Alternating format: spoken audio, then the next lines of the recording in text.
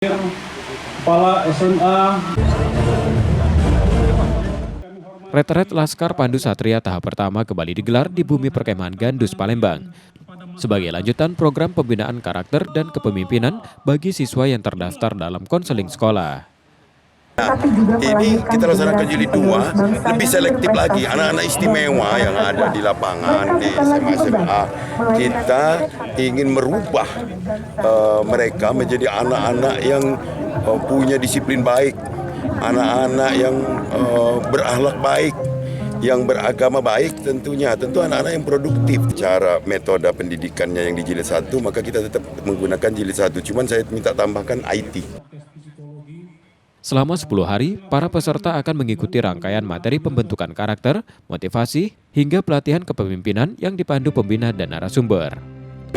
Siapkah yang pertama, mental, disiplinan, dan juga tanggung jawab. Melalui retret ini, pemerintah daerah berharap lahir generasi muda Sumsel yang lebih berkarakter, terlatih disiplin, dan memiliki semangat kepemimpinan yang kuat hingga mampu menjadi contoh bagi teman sebaya. Muhammad Reza Palevi, Kompas TV, Palembang, Sumatera Selatan.